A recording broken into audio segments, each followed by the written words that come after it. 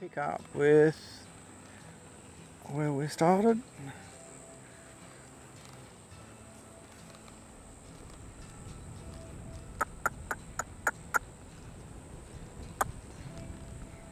Good.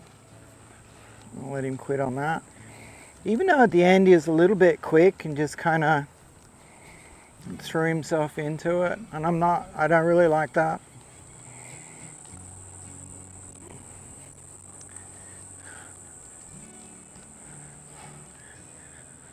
I'd still like it a little bit more controlled even at this stage.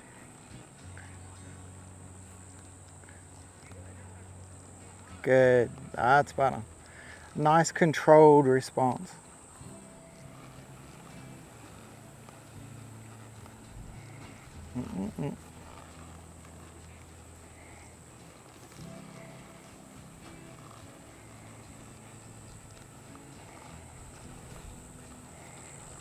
That's good.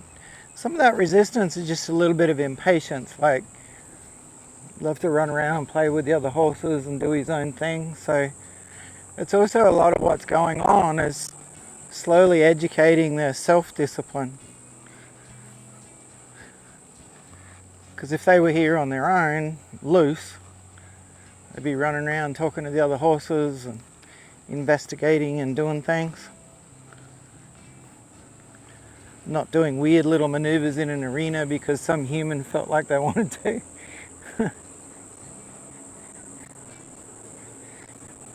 At the same time, like we found out, we did these exercises with him yesterday. The more we gave him to think about, the more he actually started to focus.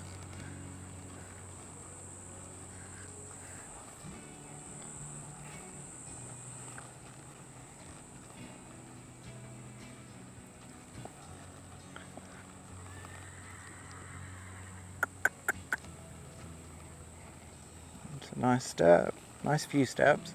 We'll stop there and see if he'll go back the other way off the leg, or whether he's just anticipating. That's good. Oh. And again, it's more of a leg yield than a side pass, but we're getting everything stepping across.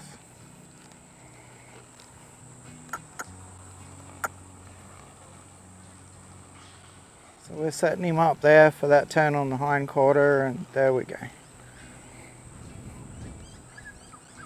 But because there's been a little bit of bending to the right, pushing him to the left, and bend him left, pushing him right, when we get over here, you know, he's bent to the left, and he's got to assess, you know, there's a right foot. And even though he's bent to the left, you know, left bend, right foot, step my shoulders across. There we go. And we'll go again. So a big exaggeration on body position. G'day, thank you so much for watching. If you could like, share, subscribe, turn on the notifications bell, that would be awesome. Thank you. Cheers. Nice step.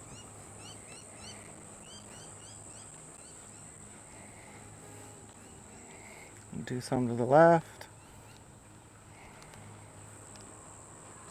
Good. Excellent.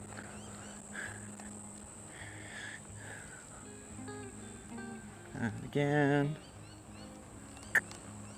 Good. Knowing when to leave him alone is so crucial. And by leave him alone, I mean just take the pressure away, leg off. Go through what he did yesterday with the direct rein and indirect rein. So inside leg at the girth, inside bend.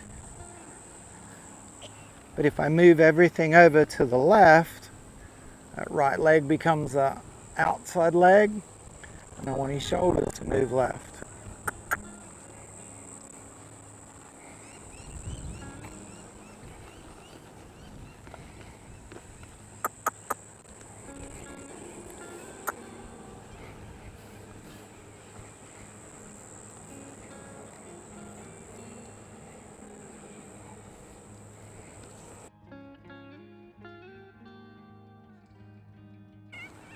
There we go.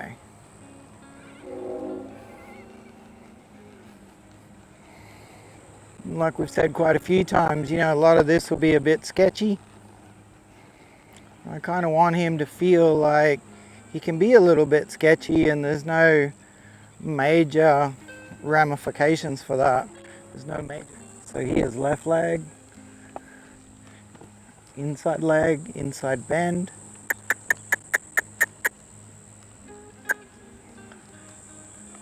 Move our hands over, circle the other way. Still a left leg. It's now an outside leg.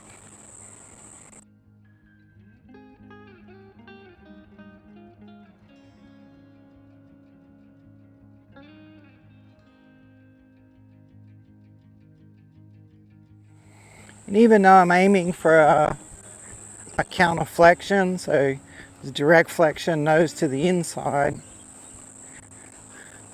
and then I move my hands over and ask him to do a counter flexion circle. You know, he got stuck on that last one and he stopped and put his nose to the left while I was trying to do it. I'm still not upset by that because I'm still teaching him that, you know, rein off your neck, follow your nose and go that way, which he knows very well. You know, we've done that all along. When the rein's on his neck, he's got to go to the left. Now, if I could keep a little right hand bend, you know, and start working on counterflexion, which we did for most of that circle, that's great. If he bends his nose around to the left and does it, he's still, you know, moving away from that outside rein and outside leg. And again, we're not getting picky on detail at this point. Let's go for another turn on the hind quarter. No, not forward.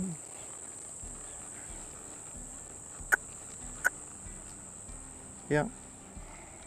So only stepped his front end over a little bit, but it kind of you know, it depends on what precedes it. So I asked him and he got a little lost. So as soon as he moved that front, I took the pressure away and he goes, oh, okay, that's what we're doing. And then the next one he'll probably be a lot better.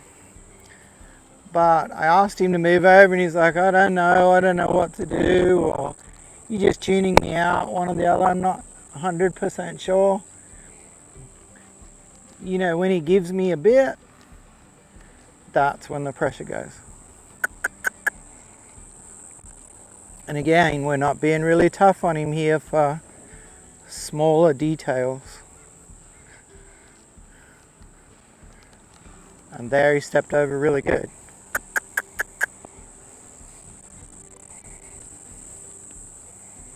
But that's quite important, knowing what kind of is important, what you have to be more specific about.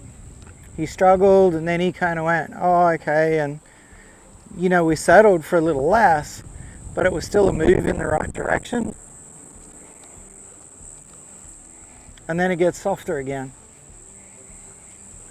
But it's way too early to be getting tough on him for not, you know, being right on the money and straight away. Like, he's still got lots of things that he's trying to digest in his head. And later on, I'm going to get him to counterbend all the way around a circle. But early on, just a step or two is great.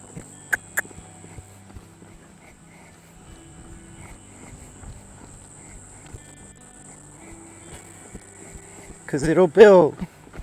It's one of those things that's going to build.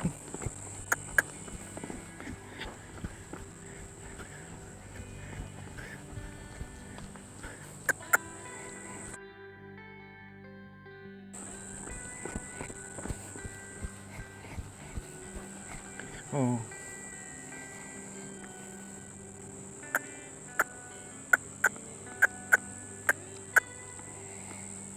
And he's flexed really good, and I wanted him to move back.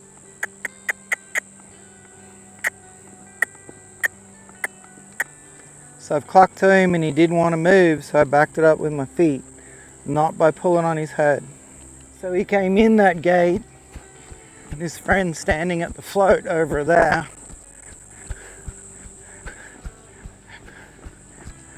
It's one of those conveniently forgetful moments. It's like, oh, I know to go around, but I don't want to go here because that means I'm probably going to have to move away from my, that direction that I was keen on going in the first place.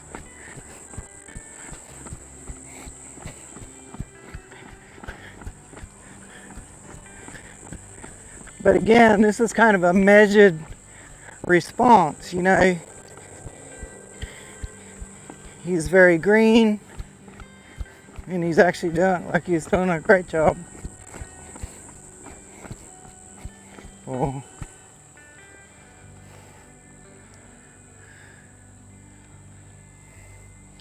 And you can see even on him, like people haven't been stopping and throwing the rein away, but he's still kind of stopping with his nose out. We need to get him to get in that mindset of holding himself together through the stop. So I'm just going to fiddle a little bit more here with walking along, moving his front. Nice. Because we've just done some jog work doing direct bend and counter bend. So direct rein and indirect rein at the jog, which means I'm getting close to, I could jog a circle, and instead of just pulling his nose where I want to go, start to use that outside rein and leg a little bit more while we're trotting along. Which again, you've been watching what he's doing, that seems pretty obvious, but everything is a progression. One bit leads to the next bit. So this time we're going to steer with 2 reins. Move both hands across, use that outside leg to drive his shoulder, and then turn him loose. So before it was just one, follow your nose, we weren't doing anything with that outside rein. Now we're kind of stepping up to starting to contain that shoulder and keep it underneath me a bit more.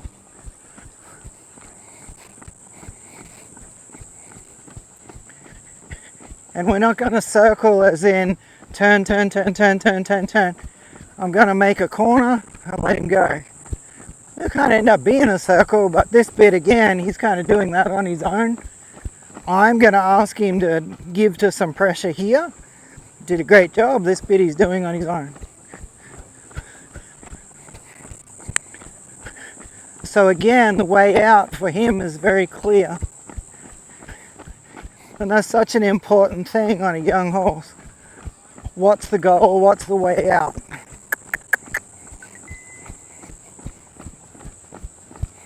He's doing a good job of that, so we might just try shortening the rein a little while we're doing it. So we'll put a little vertical flexion and then steer. He did a good job, we'll turn him loose. So a little vertical flexion again, and steer across. Nice.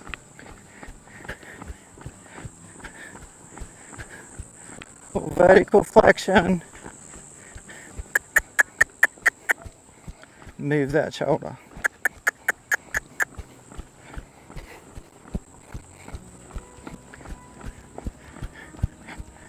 This time we'll get a little vertical flexion. Whoa, and stop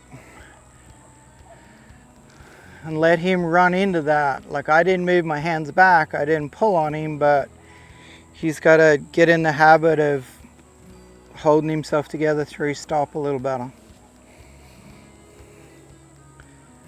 We'll give him a little break to digest that. But that's when we're starting to put it together, like leg means move away, and leg here means move your shoulders there. And the steering gets good, then I can start framing him up at the same time and put a few things together, and then it starts to look like, what a lot of us would expect on a more educated horse. Along the time frame's a little bit dictated by him. Well, it's dictated by him a lot.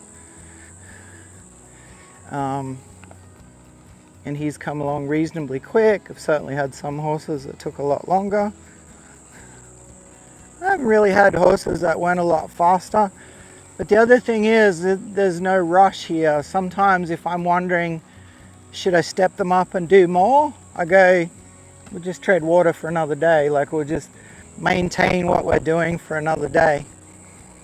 When I was younger, I tried to teach him as much as I could, as soon as I could, to impress people. And it was all good, except the odd horse, it was just too much to take in. And I didn't necessarily wreck them, but I didn't have that relaxation in them. And they weren't confident, because I wasn't always there for them. Because I'd trying to make them fit, my agenda a little.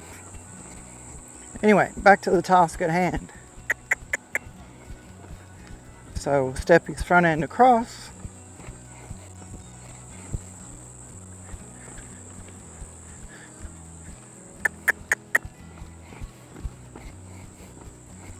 Step it across. So this is the same as that turn on the hindquarter cue, but we happen to be trotting forward now. But we're still asking his shoulders to move to the right. There, they came under me good. There, they're drifting out a bit. There, they're under me again. Nice, came straight under that time. Now let's add a little vertical flexion.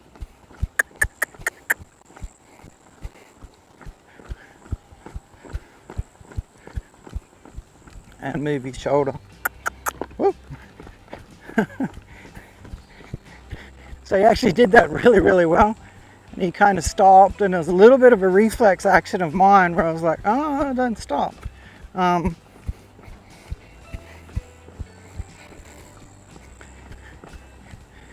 Whoa. So yeah, I asked him, and he almost shut down straight away and went straight into a turn on the hindquarter. I was like, no, keep trotting forward. So a little bit tougher on him then maybe than I should have been. I could have just waited, like he stopped and then me get him to go again. But in his case, something to keep in mind is a bit of work ethic. He is quite a relaxed horse, so I don't want to be too soft on him because he will start to take advantage of that. And when I ask him to do things, it'd be a little bit like, oh, do I have to? I'll get too much argument. I'm always bordering on trying to get him as soft and slow and almost lazy, because it's always a bit better to push one along than be pulling them back or trying to keep them back with you. This is kind of one of those days I was talking about before, is like, it's awfully tempting to try it at a canter, but I'm not going to. I'm going to leave it another day. Like, I already know he can canter. I'm not worried about him cantering, but using both reins, using my supporting rein and supporting leg rather than just my inside rein. So I'm using that supporting rein and leg, and he's done a great job with it at a walk and a trot. And I've added some vertical flexion. You kind of did it that easy. You get a little tempted to go, well, let's see if we can do it at a canter, because that could be fun, and we're all dying to see what he's going to do. But it's going to be one of those days where I go, I'm not sure, so I'm not going to. I'm not sure whether to do it. I'm not sure whether it'll be too much. So I'm going to leave it till the next session. Ride him right up into his stop. Whoa. Yeah, that was better. He didn't touch the rein at all that time. I'm holding my hand still. Nice. I'm holding my hand still, and he didn't bump into that barrier that I'd put up there at all. And it's interesting to look at his attitude now compared to the start. And it's like the more things he had to think about, the more he's kind of dialed in. Even though I know him quite well, I'm going to shorten that rein as I get off. If it was a horse I did know, I'd be quite short and hanging on to the mane. Don't really feel the need to do that with him, but I'm gonna be here just in case he happens to get a spook as I come down.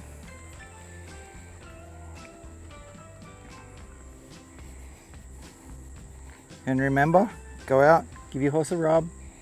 Just doing the best he can with the human he got stuck with.